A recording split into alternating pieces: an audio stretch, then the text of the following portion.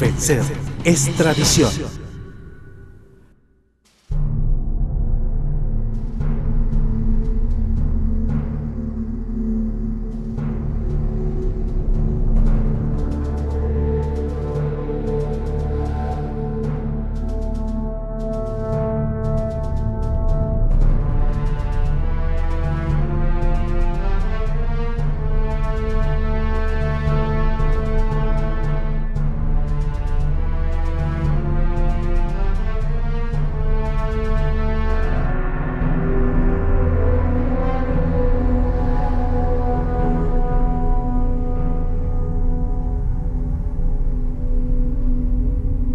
Hoy nos vamos a referir al proceso político, histórico, que se da después de la caída de Marcos Pérez Jiménez, 1958, en la historia contemporánea de nuestro país. En los años 60 se instalan lo que podríamos llamar las democracias representativas. ¿Qué significa esto? Se dan unas elecciones, se va a un proceso supuestamente democrático, pero hay un hecho muy importante de destacar. Todas las personas, organizaciones políticas que estaban luchando contra la dictadura de Pérez Jiménez, excluyen, cuando llegan los años 60, cuando ya derrocan a Pérez Jiménez y viene hay un llamado a una democracia, excluyen al Partido Comunista de Venezuela. ¿Qué pasa con esta exclusión del Partido Comunista de Venezuela? Los militantes de ese partido fueron grandes combatientes contra la dictadura de Marcos Pérez Jiménez, también lucharon juntos. Y a raíz de esta exclusión, pues surgen lo que son los movimientos de guerrilla. Mucha gente se va a la clandestinidad a luchar y toma las armas. En eso están, por supuesto, involucrados todo lo que es el Partido Comunista de Venezuela, entre otras personas pues, que están en desacuerdo con los que se instalan y hacen llamar a todo esto democracia. Ciertamente se reúnen ciertas características, hay votos libres, etcétera, pero todo esto tiene otros matices, porque dentro de todas estas democracias también se dan prisiones, también hay persecución, hay desaparecidos, hay torturados. Entonces eso nos llama también a la reflexión. ¿A qué llamamos entonces democracia? También vamos a revisar un poco todos aquellos escritos, todos aquellos documentos, periódicos, pasquines, libretas de notas que fueron hechas en la clandestinidad, pero que el Partido Comunista de Venezuela los conservó dentro de sus archivos, a todo riesgo, porque eran materiales severamente perseguidos, severamente cuestionados, pero hoy en día Venezuela cuenta con ese maravilloso archivo que tiene todos los registros de todos esos documentos, muy importante para una mayor comprensión y profundización en los hechos históricos de nuestra historia contemporánea. Capítulo 5. Las democracias representativas de Venezuela.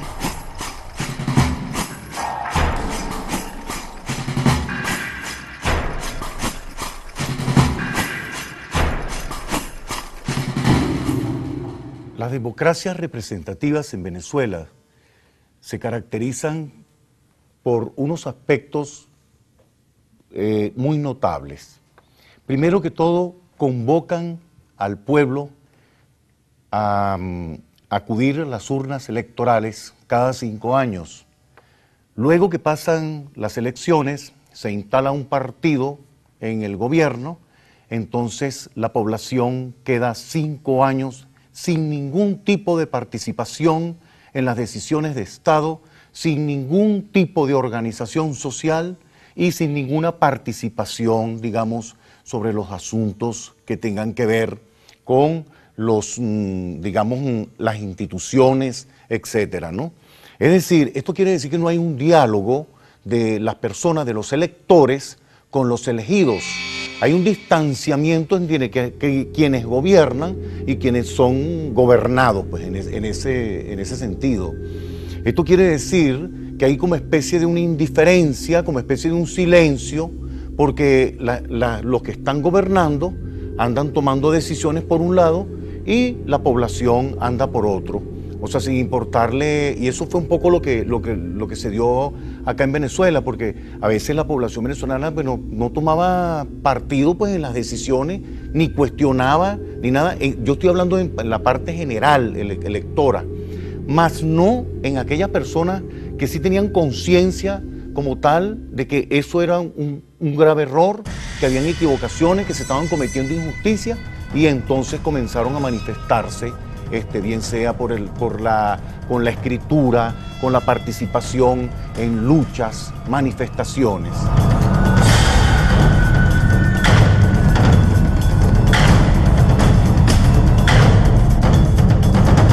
Entre ellos podemos hablar de los movimientos de insurrección, las huelgas, que protestan contra todas estas injusticias que se estaban dando muy solapadamente dentro de estas democracias, o sea, que se dieron dentro de estas democracias.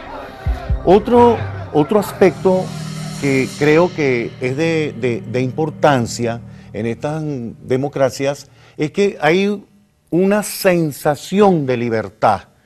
Es decir, uno puede, por ejemplo, opinar, dice, hay libertad de expresión. Puedes escribir, puedes publicar, puedes por la prensa. ¿Hay derecho a huelga? Sí, hay derecho a huelga, manifestación y todo. Supuestamente hay una sensación de libertad, pero cuando esto se va a llevar a cabo, cuando vamos a participar en una huelga, entonces entran los aparatos represivos. Cuando publicamos algo, entonces es censurado el artículo. Si es un libro que se publica, entonces el libro se limita a la publicación, la distribución, y buscan la manera de silenciarlo, así sea hasta por la fuerza. Porque estos aparatos represivos son aparentemente muy solapados y no son tan evidentes, pues no se ven tan a la luz pública, pero están operando silenciosamente bajo una sombra de una supuesta tranquilidad. Entonces, así se cometieron una cantidad de injusticias, hubo una cantidad de desaparecidos, torturados dentro de estas democracias, y eso quedaba así como decir, bueno, dentro de una gran indiferencia también para mucha gente decía, bueno, a mí no me importa lo que esté haciendo el gobierno, y el gobierno va bien, y esto, porque eran unas cosas muy, muy bien hechas, muy bien calculadas las que se hacían, pero se dieron elementos que no pudieron esconderlos jamás. Fue la aparición de los TEO, o se los llamaban los teatros de operaciones, comandos antiguerrilleros, donde caían efectivamente personas que estaban en las guerrillas, pero allí también cayeron personas, campesinos, gente que de repente no tenía nada que ver con el asunto, con ese debate, con esa lucha, y sin embargo fueron llevados a esos centros y muchos de ellos desaparecieron.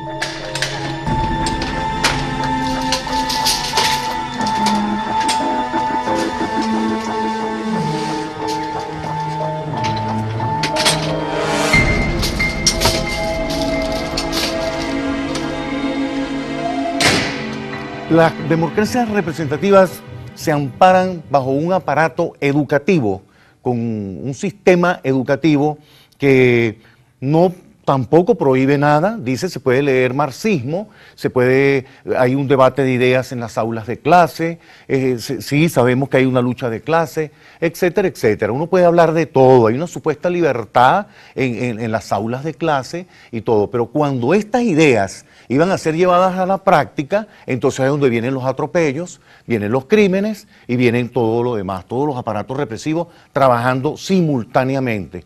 Ahora, lo extraño de todo esto, extraño digo porque muchas personas poco les gusta hablar de este asunto, y es lo siguiente, que se dan también elementos que se pueden asociar con los que se dieron también en las dictaduras como la de Juan Vicente Gómez y más cercano la de Marcos Pérez Jiménez. Sí se dan los ciertos mecanismos de tortura, desaparición y todo, pero ya con otros métodos, con otros matices, digámoslo así. Porque ese es otro asunto. En la democracia representativa se habla de todo. Se afirma, se dice para allá, se dice hacia acá y todo, pero sin ningún respaldo, digamos, teniendo documentación en las manos. Es más, muchas personas fueron acusadas, fueron violentamente torturadas y fueron detenidas y todo, sin ningún respaldo, o sea, sin darle a la persona ni siquiera la posibilidad de defenderse, la posibilidad de argumentar y de defenderse precisamente, su integridad. No, al entrar en un aparato de esos, silencioso, solapado, vuelvo a repetir, esa persona por lo general no salía de allí. Y por eso es que hay tantos desaparecidos. Yo llamo a todas esas personas que fueron de alguna manera silenciadas, violentadas y vilmente desaparecidas, todas ellas quedaron en aquello que podríamos llamar en la historia contemporánea de Venezuela la fosa común de los desaparecidos.